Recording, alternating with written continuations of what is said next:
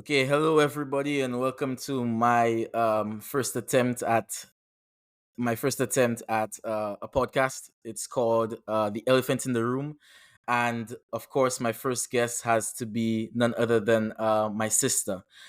I wanted to discuss a topic today that has gathered some steam over my social media over the last couple of weeks, just with some of the sentiments seen on the media here where I live in the United States, as well as even back home in St. Lucia, of people and their sentiments towards immigration, specifically students who have had the opportunity to leave St. Lucia and their decision to either return back home after their studies or stay in the States after their studies. So I just wanted to get the perspective of my sister, mainly because and we'll go through this a little bit. She also got the opportunity to leave the Saint Lucia to go study, and unlike me, decided to come back. So just wanted to get her perspective and have a bit of a discussion today, and hopefully just for the records books and so going into the future, this is just something that we could look back on that we said we did, and hopefully it brings some entertainment and some insight to whoever decides to watch this. So without further ado, I want to introduce my sister Tonya, and just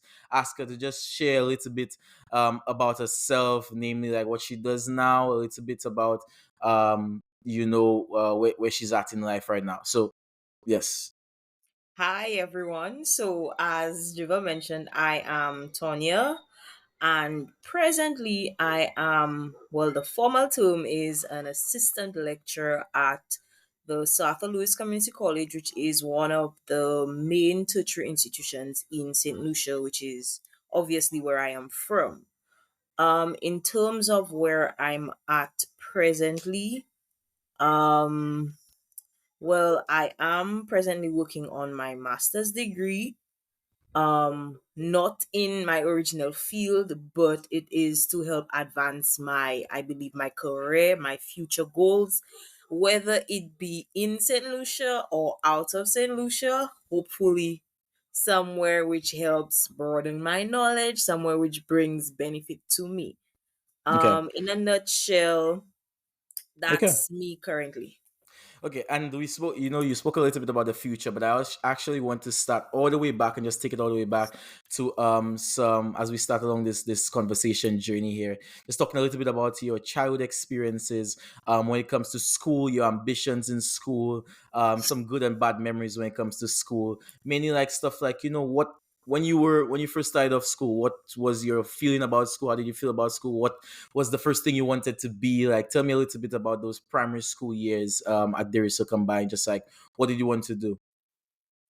To be honest, while I was at Deriso Combined School, I did not really have an idea to say when you were small, you'd want to be a police officer, you'd want to be a teacher, you'd want to be this. I cannot recall myself. I've asked myself that question. I cannot recall myself saying, I want to be this or I want to be that. Right. Even up until leaving Deriso Combined School, I never really knew what I wanted to do. I just knew, I knew education was important. I knew school was important. So I always gave it my best. But to say I had this was my goal, this was what I had to do. I had to ensure that I performed this way for me to become this occupation. I did not have that. I just knew grades, getting good grades was my goal. And if I did not get good grades, then it kind of put a damper on things for me. Okay. Did Um did you think that not to cut you short, but did you think that helped or hindered your ambitions towards school? Because it's not like you were thinking, oh, like I want to be a doctor, so I want to take science very seriously. Like, did that hamper your ambition, or your ambition was simply to just get good grades in everything that you did because you didn't know exactly what path you wanted to go on?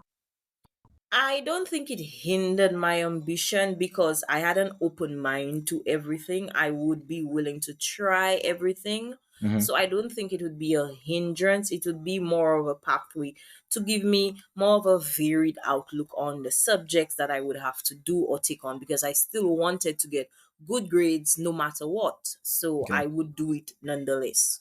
Okay. All right. So now you've gone through grades K to 5, you've gotten into grade 6, and now you're getting ready for your common entrance exams. Talk to me a little bit about what that grade 6 year was like. What were your feelings about common entrance? What were your feelings about what school you want to get into, and just generally like starting to have early thoughts about like looking at secondary school from the outside. What was your mind on like thinking about that in the like grade 6 year? Okay, that seems like a It's million a years ago. yeah, yeah. But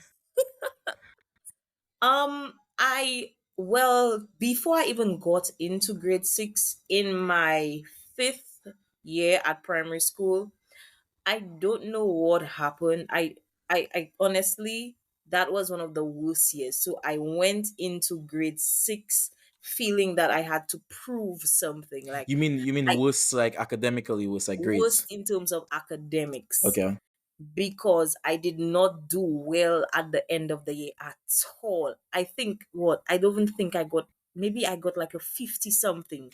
And That was, you still remember that today? I there is no way that I can forget that. I remember the Okay. teacher calling me and speaking to me and telling me, but Tonya, what happened? Why? Where did that come from? Why you Right. somebody a student? There was somebody who just came to our class from overseas. How could you have let that person just come and pass you like that? Like, Mm, what happened?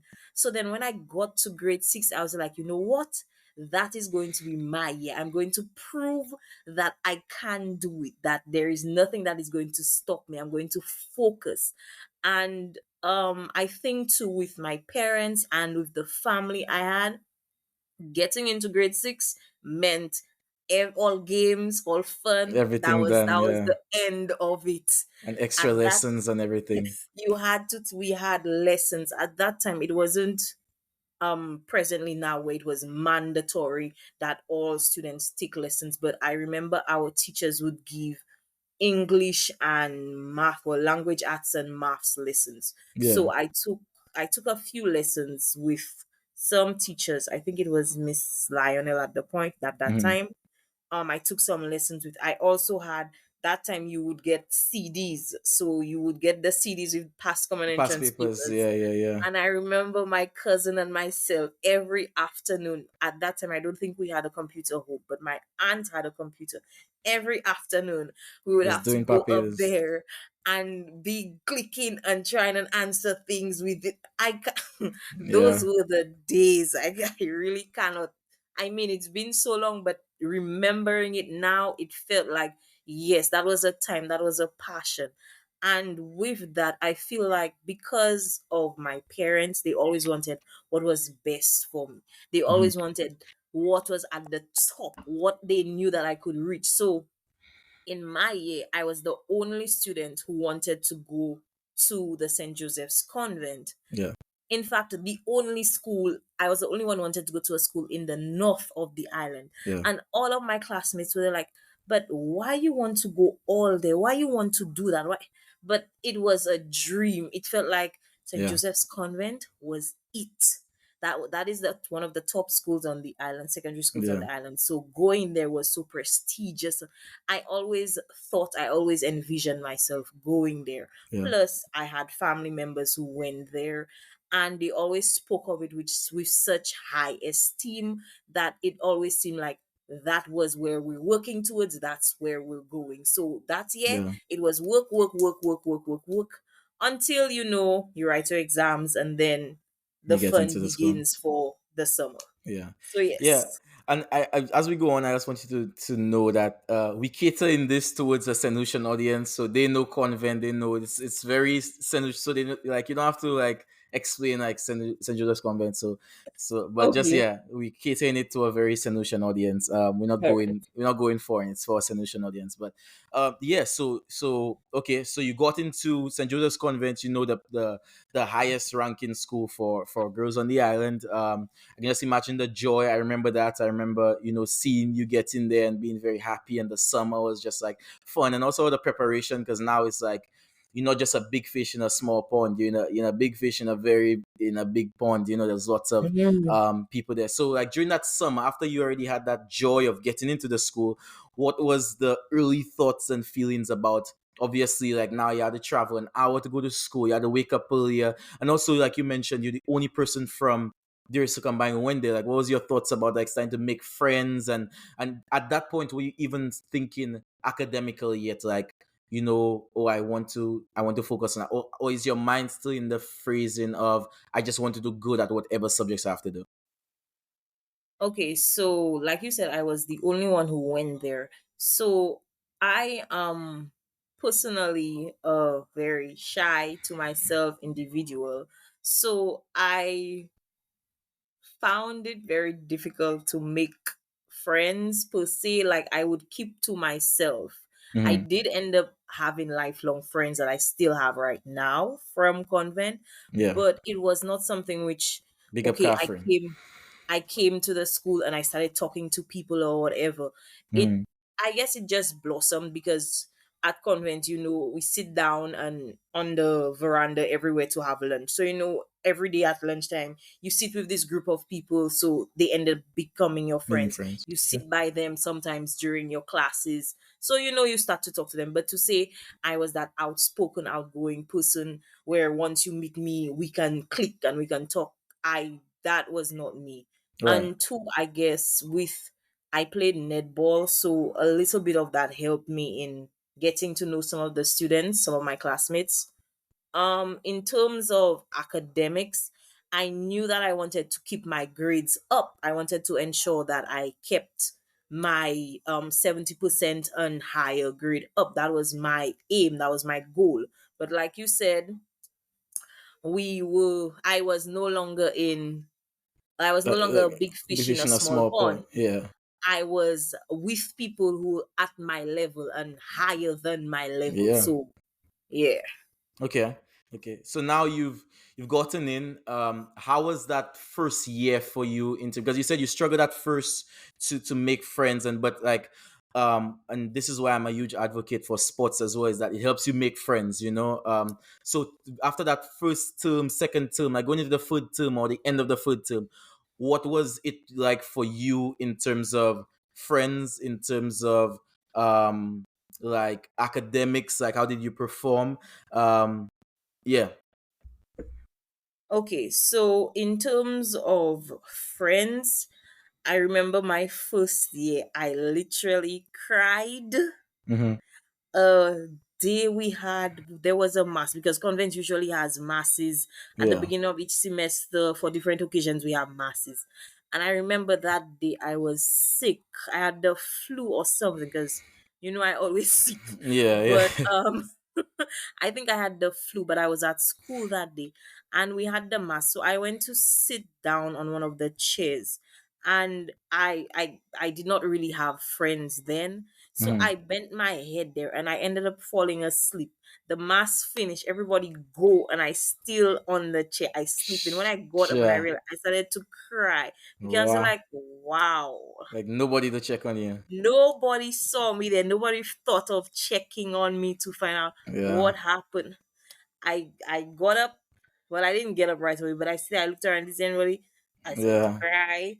Then I put myself together and I Yeah. left. And And I don't think that's we had so any.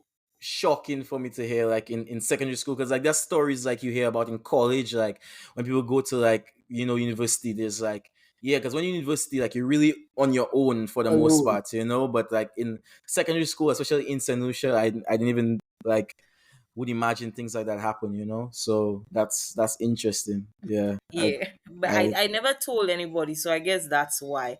Yeah. But like I'm guessing because I was the only one from my school, Hmm. because you would get a whole bunch of girls from Ave Maria, Or Camille Dimplet Henry, or and wherever. Dimplet and all So these things. Yeah. yeah, they know each other, so they already have that. But you Yeah. coming in, it's a From little there, bit more so yeah. difficult to come and fit yourself into that group. Yeah, for sure, for sure. So yeah. Okay. But that was it. That first year, it was tough. It was hard for me. I had to get Yeah. accustomed to now waking up at 5 o'clock every day, Yeah. trying to make sure I got the bus. A few times the bus left me. Remember when we Yeah. had to go and drop us all in Mikud, Yeah. sometimes Monrepo to meet the bus. Hmm. But I guess after the ending of the year, I kind of, my body kind of adjusted Okay. to, yeah, that's what we have to do every day, and be thankful for all the holidays or the days when pastor's bus broke down so we couldn't get to Yeah. school, or there was a flooding in Yeah, Bexos so so we we couldn't couldn't, cross. we Yeah, had to yeah. go back. Yeah, Yeah, those were lots of you look the forward days to look forward to quote. those things for sure, for sure. But okay, okay. So now you've been in the school, taking you past like form one, form two, maybe even form three time. You've been in the school for a few years now. And you realize like obviously at that point you kind of seen some things that you're good at, some things that you're not so good at. You're starting to get to the point where you have to choose like your subjects for CXC.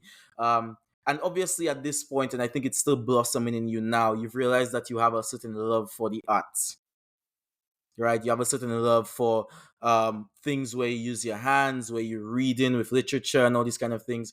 At that point, what were you thinking? Like, were you thinking career wise already, or were you just thinking, I'm going to do this because I'm good at it for CXC, but I don't know really what I want to do as a career yet? Okay, to be honest with you, my 5 years at convent in terms of academics, it was really, really poor.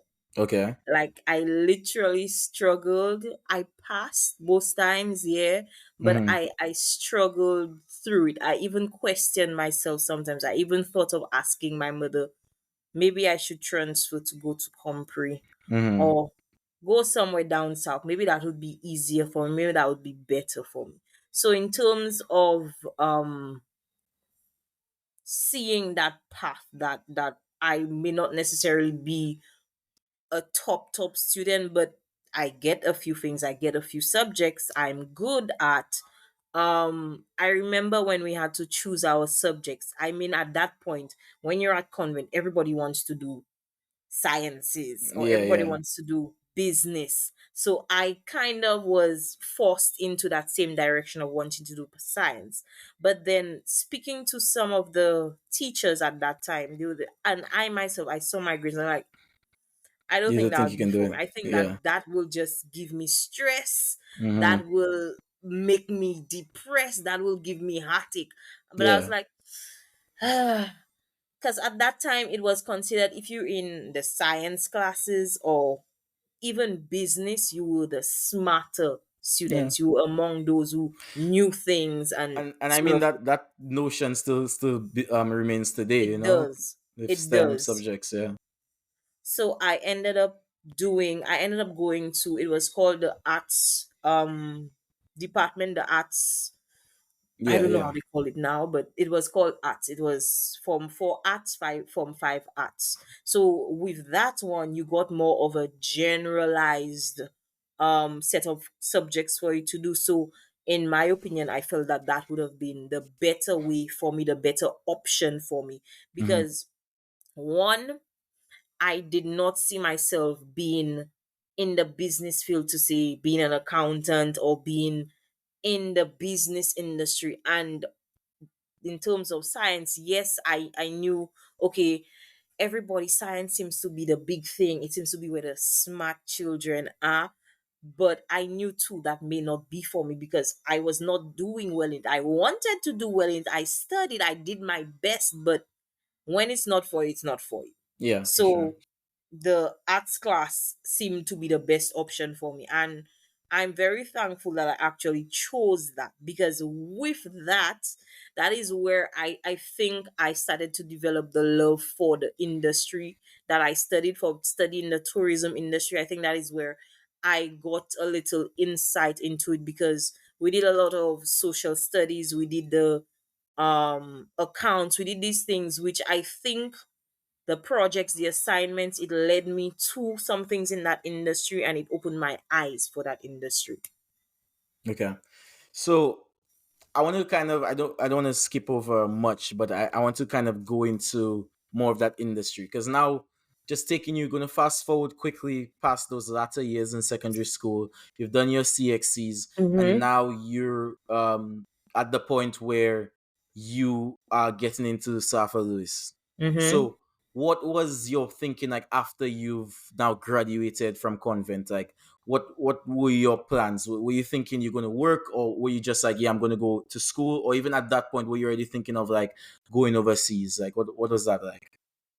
I originally never thought of going to study overseas, but I always figured after convent, you have to go to South Louis. You have to do Mm-hmm. your 2 years there, and then you have to go to work, or you have to do something after that. But going to study overseas seemed like something that was in the far distant for Okay. me. It seemed like something that was not, I don't know, feasible for me, or something that was not, I don't know, possible or on my list, or even something that would Wh- come up, because I did not per se have people in my family who said they went overseas to study.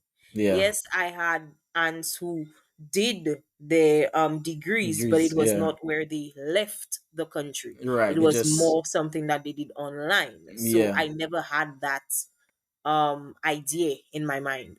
Right. Okay.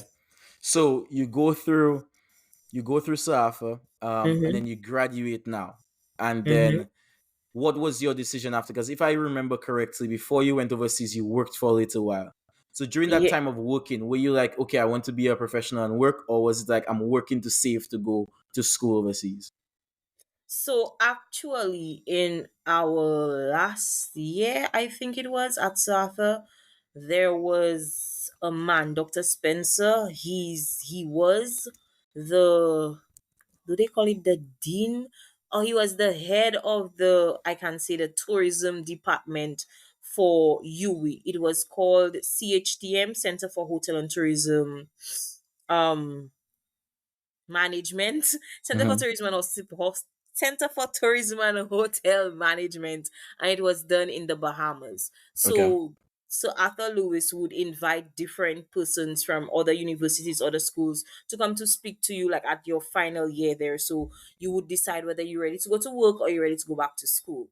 So when he came to speak to us, I was like, oh wow, that seems like something that I'm interested in, something I can further my studies in. But I was like, I don't think now would be the ideal time for it, but it was starting to get to the back of my head. It was something that I saw, maybe there is a possibility, maybe I could do that.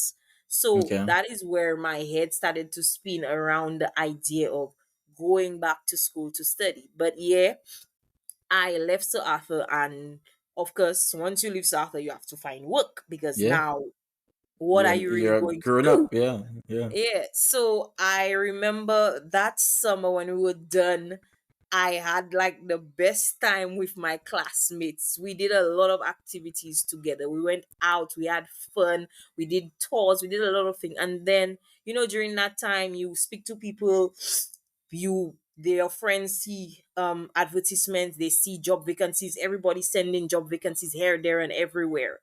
And it so happened that my aunt, she was in contact with somebody who had a travel agency. So, Hmm. because that was the field that I studied, she sent me the link so that I could apply for the position. It was for a travel agent position. So, I said, wow, right in my line, right in my field. Yeah. So, I decided to apply. I went, I had the interview, and lo and behold, I got the job. So I'm still getting up early, having to go to castries like Yeah. I've been doing for the past seven Yeah, years. and this will Um, be another episode we'll talk on. It's just the northern centralization of everything in Saint Lucia, Unfortunately, and how it affects the development of the entire island, because the north just doesn't have any more space for development. But go no. on. So I did work for like 2 years there, but the thing with that is I was originally supposed to be a travel agent. So I started, you come from school, so you're eager to learn. Hmm. I have my little notebook. I'm writing notes. I'm taking down, as a travel agent, these are the codes that you should use. These are the things that you would use. And I started doing a few things. And they would have me to come in to work on like every other Saturday. I Hmm. would come in to work. So I would pretty much be the only one there on the Saturday. So I got a little more practice, I can say, in terms of learning how to use the different systems like Sabre and Amadeus, and Yeah, going on that Liat and be experience. able Yeah. to book and stuff. But I'm just remembering, even before that, when we finished, we had internship. So Hmm. I did get a chance to work at another travel agency, but I was in Viewfort, where it was a small travel agency, literally like two people there. So I really got to see. And during the summer, before I actually got a permanent job, Hmm. they used to call me in off and on to do the actual bookkeeping. They called me to do some bookings for guests. To I got that opportunity, so that I am really thankful for. And any time that I do see the guy who gave me that opportunity, I'm always thankful for it. Yeah. Yeah. But yeah, That's good. Okay. So now you've worked for a while, you're actually getting very hands-on experience. Maybe even at this point, you're enjoying it a bit, you're making some money. When a does the bit. decision a little bit in terms of but when does that decision come into your head that okay, this is good for the while, but I need more. I need to go I need to try to get into UE. I need to go into UE. And also just like yeah. So when does that idea come into your head and start to be actually like making plans, not just thinking about it, but actually okay, I'm going to apply and I'm going to send in all my what do you call it, my diplomas and All my the requirements. transcripts and all that. When does that get into your head and you start taking action? Okay, so while I was working, Mm-hmm. I started working in Castries, but then they moved to Bois de Rouge. And working there started to become a bit frustrating for me, Mm-hmm. to see that although I was not a travel agent, because they shifted me from being a travel agent to doing more of an admin assistant job, kind Mm-hmm. of. And I felt like I was doing so much, and I was again the only one coming from all the way down south, having to come there, sometimes having to come to work on a Saturday, and the pay to me was really, it was not worth it. I felt like I was working for bus fare. Yeah. So, with all of that frustration, not saying that I am not grateful for the opportunity, Yeah. but Yeah. then I mean, I started to feel like, do I really want to do this for another two for a long years? Do I time. Yeah. really want to? Exactly. Is it really worth my time waking up every day, coming and feeling like I don't have anything to show for it? So even while I was still working, Dr. Spencer was sending me emails, finding out if I am not interested anymore, if I still want to go. There is still opportunities. The school is still available. They still want me because I did send in my application. They told me that I am accepted, but Oh, I okay. don't know. At that time, I was not. I guess my mind was not there, and I felt like seeing my parents, having you still going to school, Yeah. and I just left. I feel like that wasn't the right time. Yeah. But I feel like after the constant emails from Dr. Spencer and feeling frustrated with the job that I Hmm. had, I made the decision. Yeah, I think I went to speak to my mother. I told mommy, I think I really need to do this. I've gotten so many emails. It's not like I'm not accepted, and it's only 2 years. So Yeah. why not? Exactly. So yeah, and I mean that's another a thing we could speak about too. Is just that as much as I think there are many solutions who would love to just stay in St. Lucia their entire life, but the cost of living and the pay just not matching drives people Mm-mm, out. mm-mm. And then they say that we contribute to brain drain and stuff. But Yeah.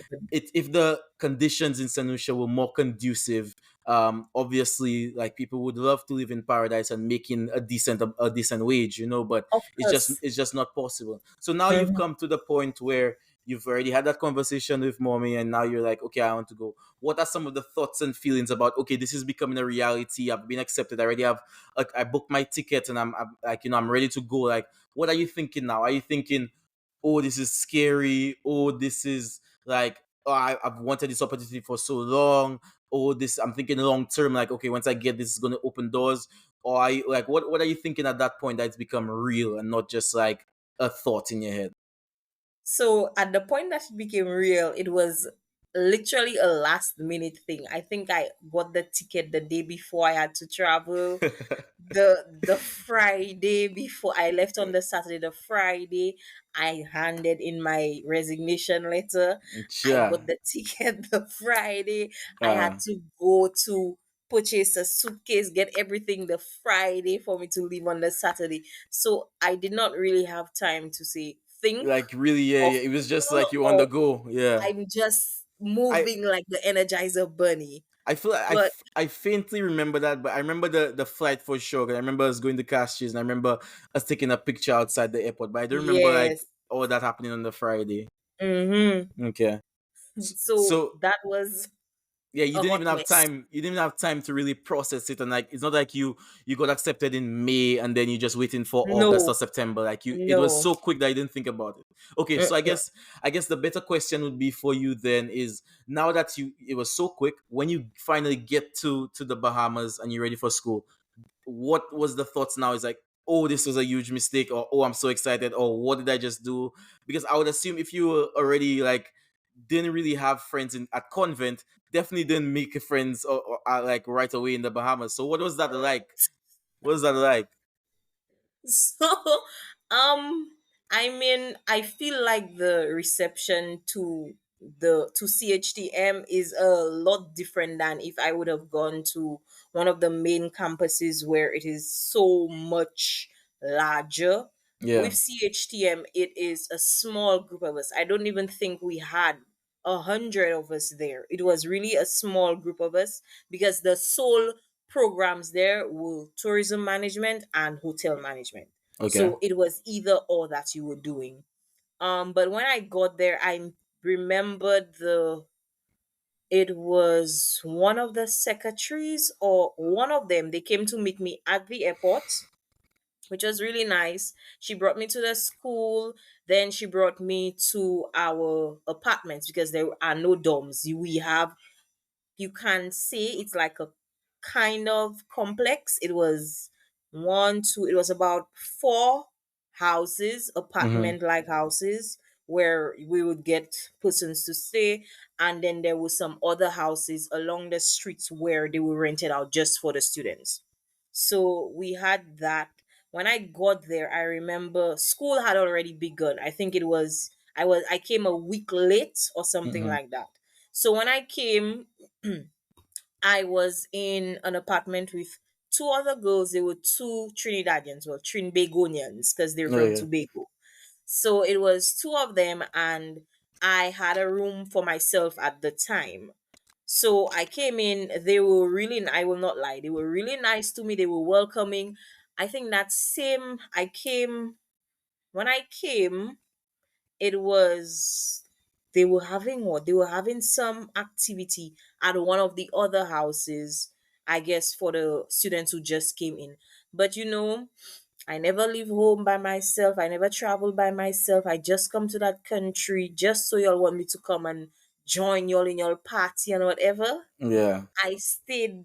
I told them I didn't want to go, I wasn't feeling well. I didn't want to go, and it was literally next door. So I the stayed there. shyness, yeah.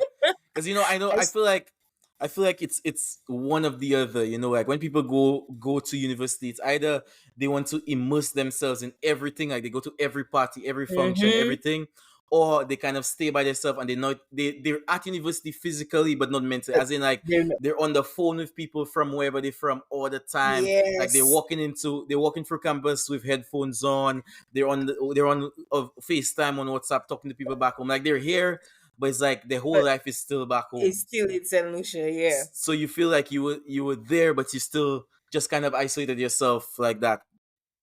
It was at well the first semester. It was like Hmm. that for me. I Okay. would literally be talking to my family, my friends in Saint Lucia on the constant Okay. every day. Like when I came, I remember I called mommy, I called Chris, I called Mara and them. I called all of my friends, and I Just was to talking to them like yeah. I was not really there. I was Yeah. just talking to them. I couldn't be bothered. Yeah. But I had I I had think, a I had a very like opposite approach to it. I was just like, all right, I'm here, let me and make the most of it. But so what would I you mean, I did at the ending or closer to, yeah, like, when I got accustomed, because after what, a month of me staying in the room by myself, that's when Tracy came. So that was the other Saint Lucian who stayed in a room together with me. So we okay, it was, the apartment had two rooms. Each room had two beds in it. So it ended up being two Saint Lucians in one room and two Begonians in the other room. And the four of us lived in that one apartment. okay. And I felt like we really did gel well for the first year.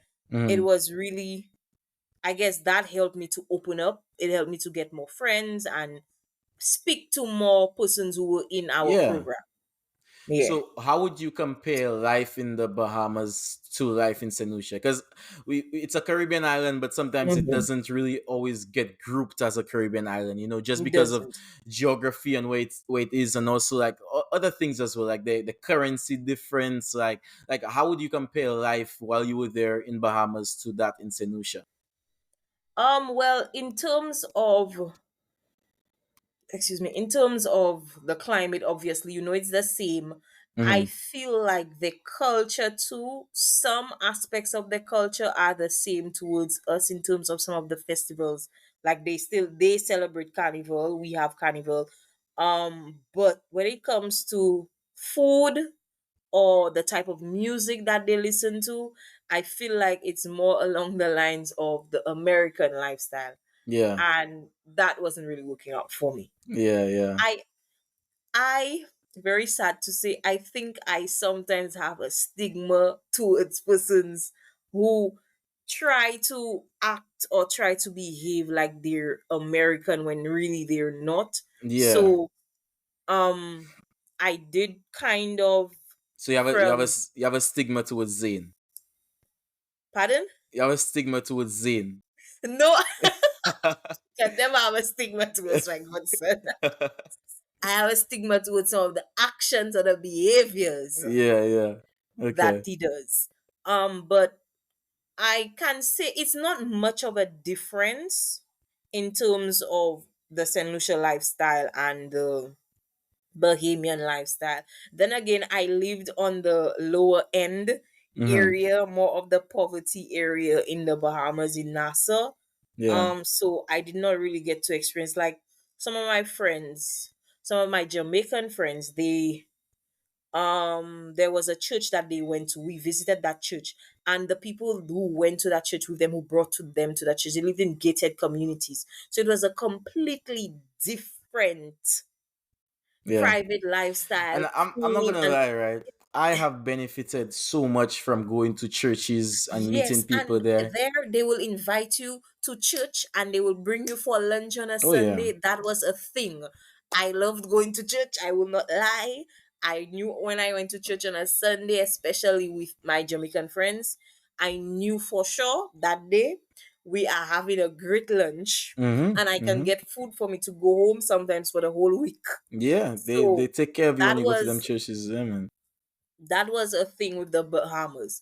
Mm-hmm. Anytime you meet anybody, most times they would ask you to go to, if you would like to go to church with them. That was a thing. And then Yeah. after church, they would ask you if you like to stay for lunch or go for lunch.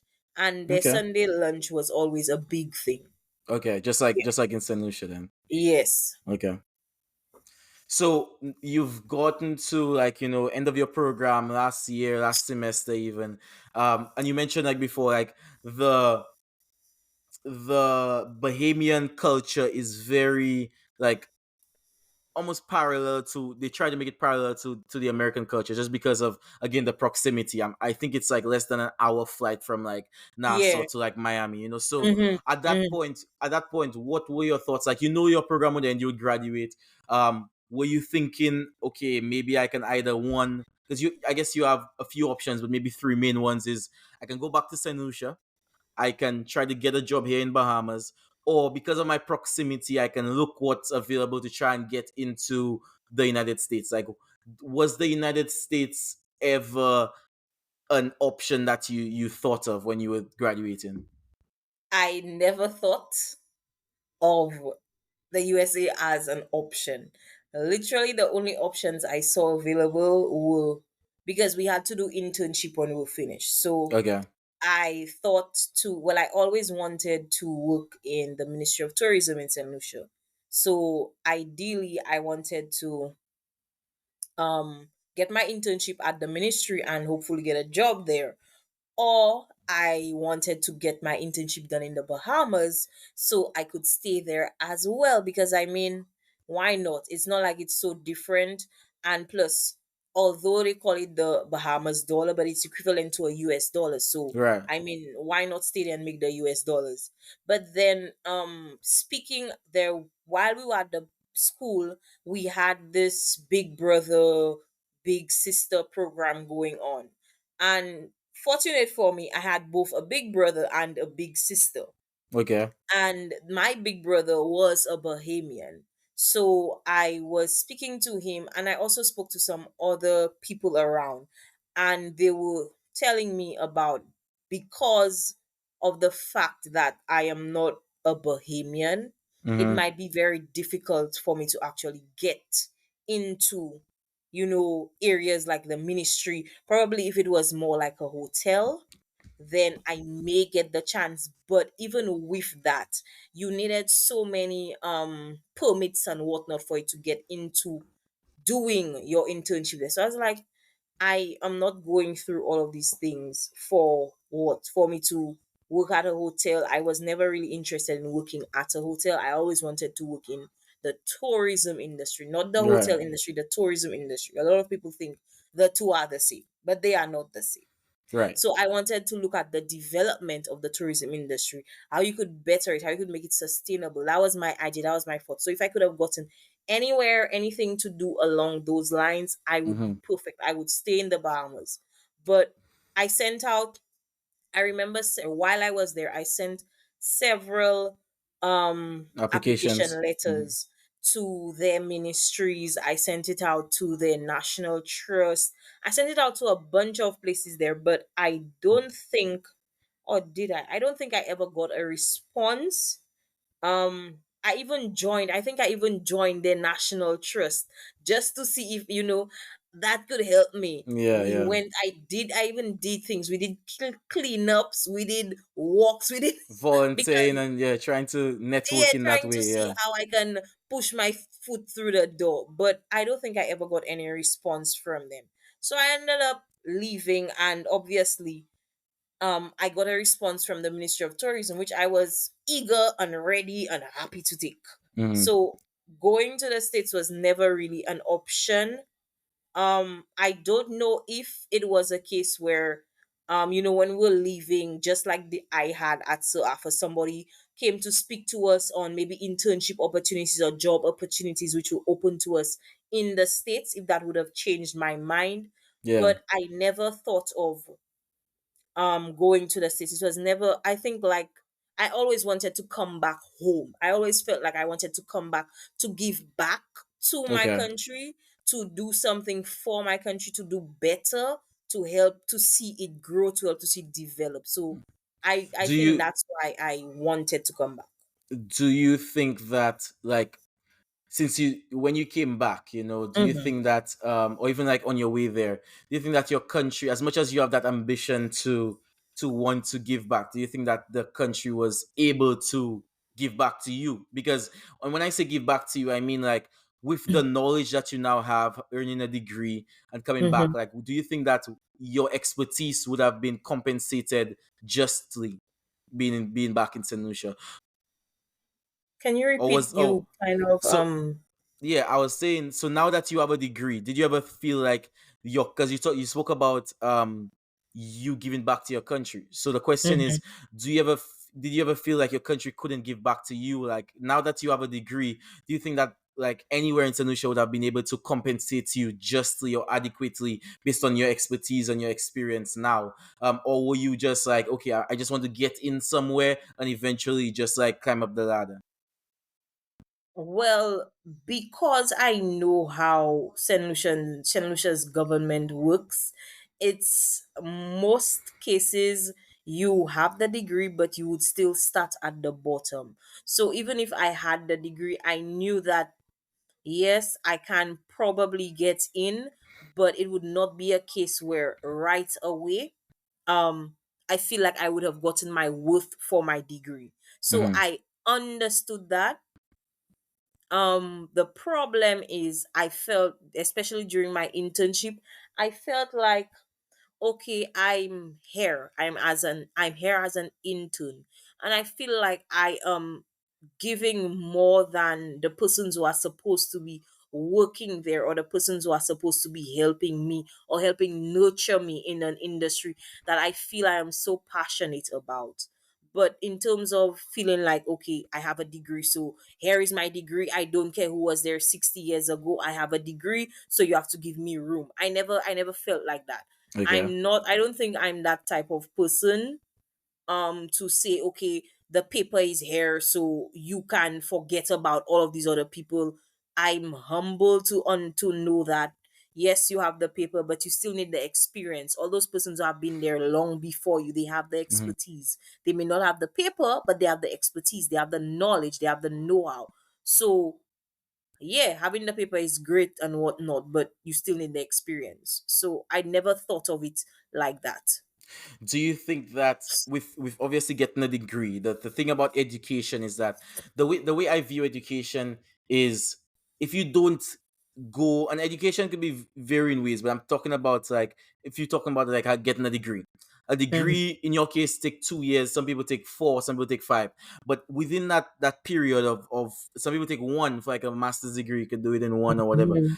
S Within that 1 to 5 6 year span, you're able Mhm. to get experience that people would have to wait 10 years, because what a degree does is that, as at least how I see it, is that they concentrate and they research all the things. So like, for example, if you're a mason and you have to go, maybe you have to build 10 houses to realize this is how much cement I have to order, this is how much blocks I will use for this house, this is how many workers I will need to maximize my profit, this is how much water I need. You have to do a few houses to kind of get that recipe down, right? But what Mhm. education does is that these professors and whoever come with the curriculum, where they've already researched that, and you just get that information not for free, but without spending 10 years of learning by trial and error. That's how I see it. So did you think that you having that degree and going into these spaces where maybe some of these people either don't have a degree or they don't keep them, because you could still learn without the degree but keep themselves current, and go to forums and exposes and all these other things where people learn and exchange ideas. Do you think that you sold yourself short, or you could have maybe streamlined and maybe even made the development in those sectors faster with your knowledge, or you just wanted to play the humble card and just wait your turn? Um, I, in that sense, I would not say that I played the humble card, because anytime there was a meeting, anytime there was any work to be done, anytime we had to look over some statutory documents, I was there. I wanted to Hmm. know, I wanted to get in, I wanted to understand. Anytime they had projects that they wanted to develop, I wanted to be there. I wanted to go. There were tours we had to go and visit sites. I wanted to be there. I won't say that I was humble in that sense, because But I you were still you were wanted relent the you were knowledge. relentless in that sense, yeah. Yeah. I was hungry for it. I wanted to know. I wanted to get the real life experience. And Yeah. that's what you don't get with going just being in the classroom. You don't get to see it hands on. Yeah, the professors went to do their research, but what they would have researched may not necessarily be the situation which you are faced with here. Right. Situations change, circumstances change with these, especially in the tourism industry. Things change so often. So even if the researcher would have done or looked at or gotten information on this, that may not work for this sector, or that may not work for this hotel or this property. It may work for another one. You may have to adjust it. You may have to mix certain concepts or whatever together. So Yeah. in my opinion, I was not humble, and I don't think getting it, you would get everything from just taking it from the professor's mouth. Yeah, it's like that, the theory versus the practicality of things, And our industry is very practical too, so I yeah. think that's why too. Yeah. So now that you've been in the job market for a little bit, what are your views on the job market in St. Lucia specifically? Or maybe even not specifically, generally, and then specifically in your sector, and what you think can be done to improve the job market so that people feel that um, it's worth staying in St. Lucia. Okay, in terms of generally, I still feel like we are a bit backward in terms of the tourism industry. I still feel like we have that what's the word? I cannot remember the word right now. I taught my students that some time back. Um it's more of a slavery kind of mentality. I still feel like we have that mentality in the tourism industry, like it is for white people, and we as black people are only supposed to be serving the servitude. I feel Mm-hmm. like we have servitude still a lot. It's still etched in our memory. It's still etched that we're supposed to serve them no matter what. We're supposed to bend back over for them. But we still have come a long way, because right now we have so many Airbnbs. We have so many small businesses which have diversed into the tourism industry. So I Mm-hmm. feel like we have come a long way with that.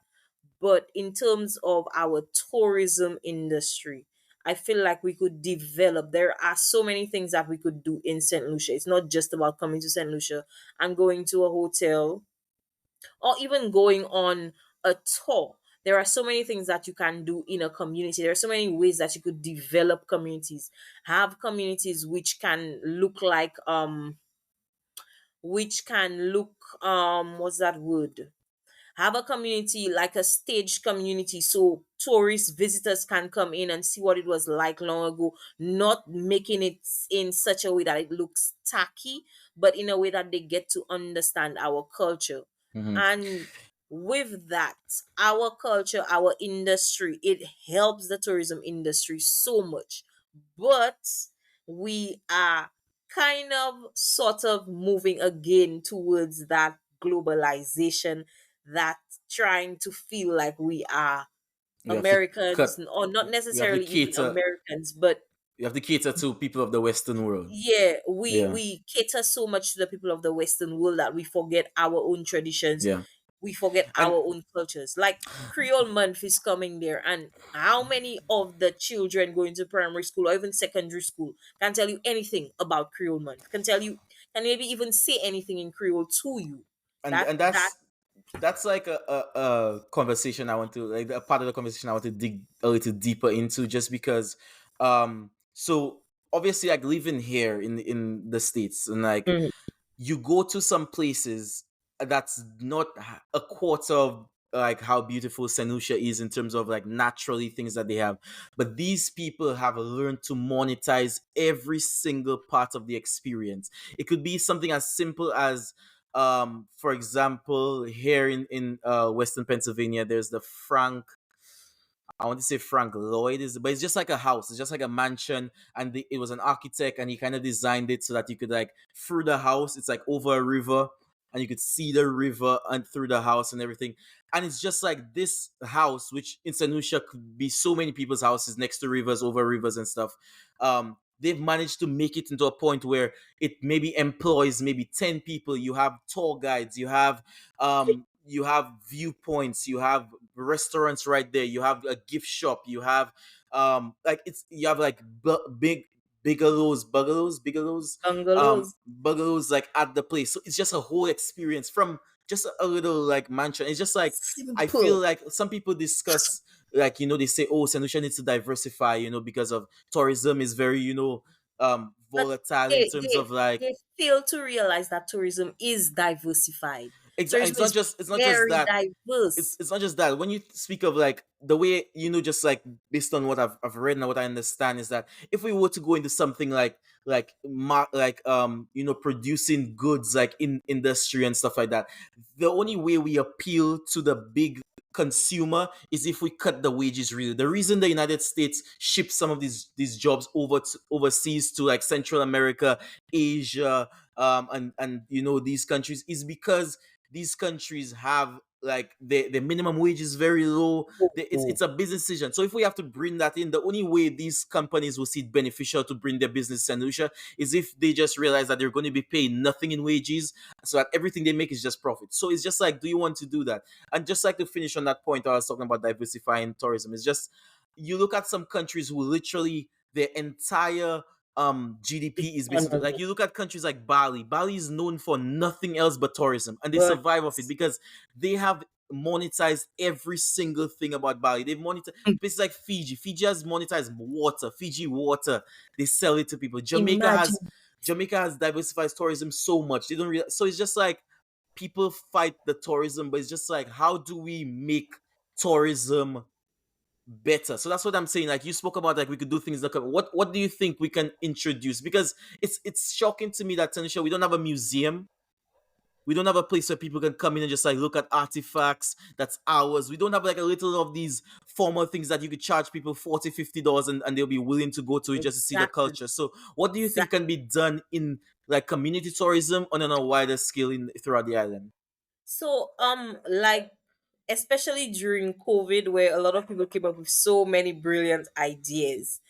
You have those old houses. I shouldn't call them old houses, but Mm-hmm. you have those historical houses where your grandmother, like daddy's house. Yeah, yeah, yeah, Daddy's house had the typewriter, the old bed, the old suitcases. It had everything in it. yeah, And I remember one of the walks, Ted Paul's walk. I yeah, remember when I did one, there was an old house there. And I was like, but my grandfather's house is like similar to this. yeah. All we have to do is just put things here, there, and everywhere, and you can make money there. You And charge you people charge $30, people charge people at $20, and you give them and we you give have them the some juice, ravine and that's behind it. the house. Bring them by Perfect. the ravine, tell them look at the ravine, and people used to come there and wash and things like that. I feel like if we look at our natural, whatever natural components we have in the community, whether Mm-hmm. it be a site, whether it be our elderly people, whether it be monuments, whether it be a physical structure. I feel like if we actually take time and look at the history behind it, or Yeah, try to find the history behind it, whether it be from our family members or other people, you can invest in it, you can make it, because tourists like to know that where they're coming from, it has a backstory. It yeah. has something that can intrigue them, something that they do not know about, or they've never heard before, Mm-hmm. or it's Mm-hmm. new to them. So having those stories, having something attached to it, could be a stone.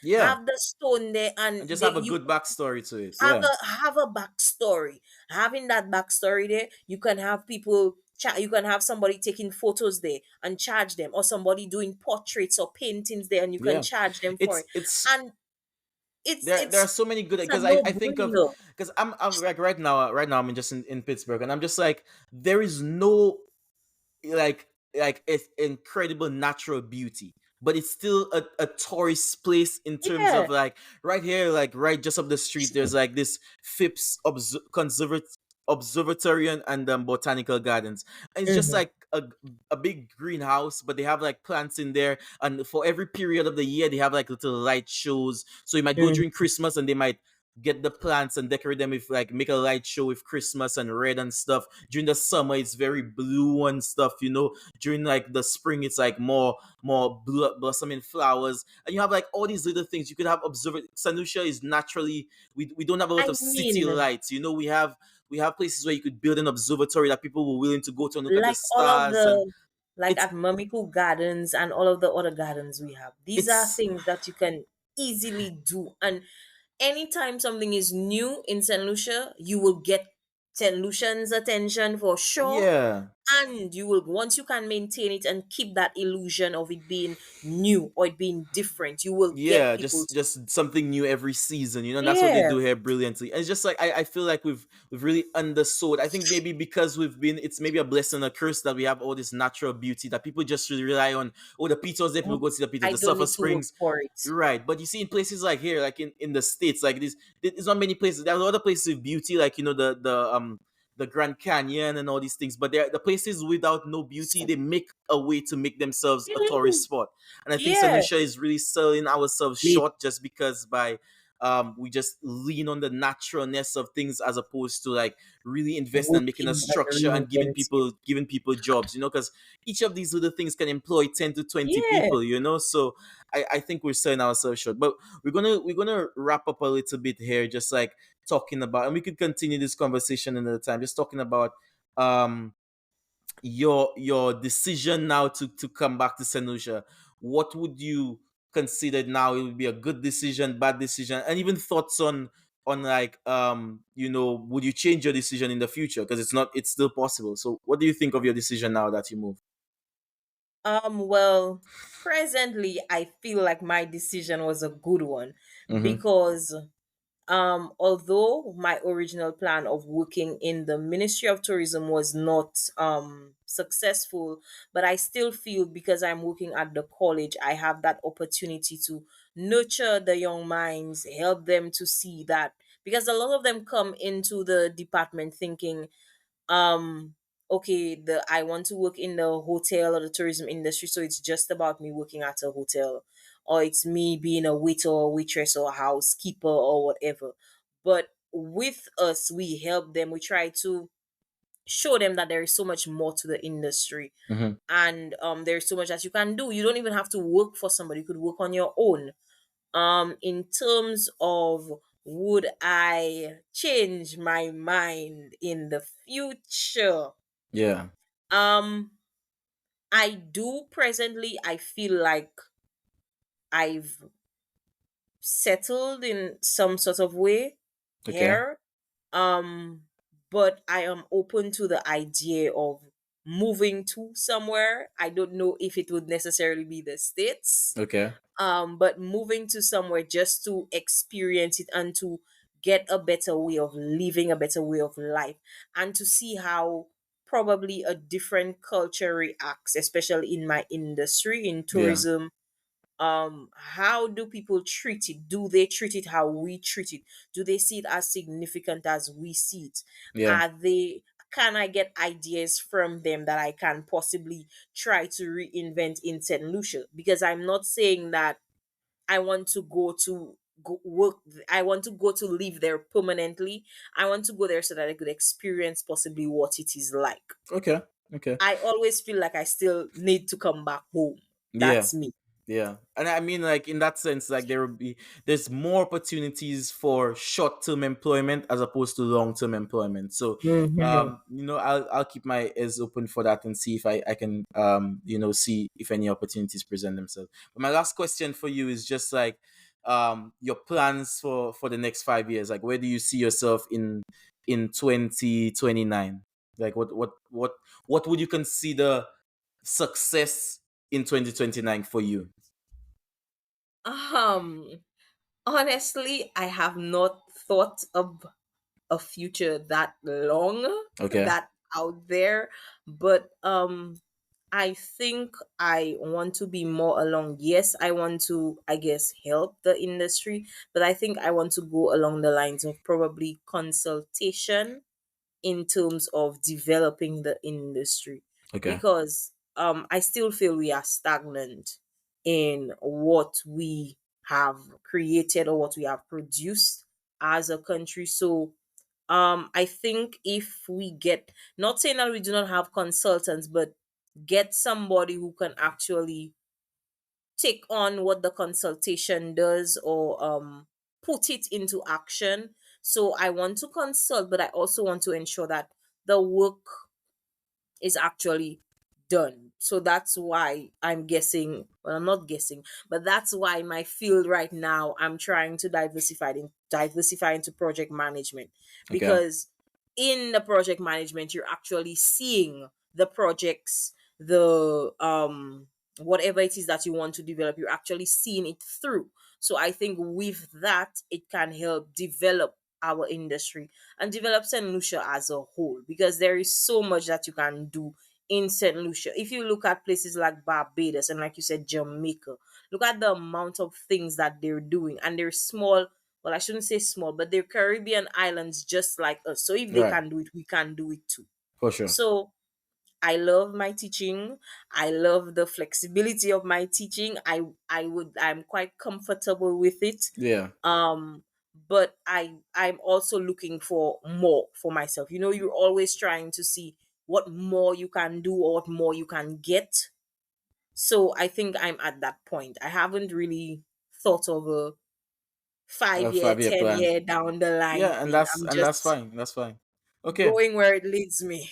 Okay, and always they're supporting you, wishing you the best, and hoping that whatever you do, you're happy with it and you successful with it. But yeah. So thank you very much for coming on the first episode. I know, like, I've been trying to get there for two weeks or so, and then you worried about how long it's going to be and if we can talk for that long. But we've been going for like an hour and 5 minutes, and it didn't feel that very long. There are still some things No. that That's just some things that I wanted to get to, but we can always get to. But yeah, so thank you for your insights. I appreciate it. And yeah, all right, I'll see you. Bye. Bye.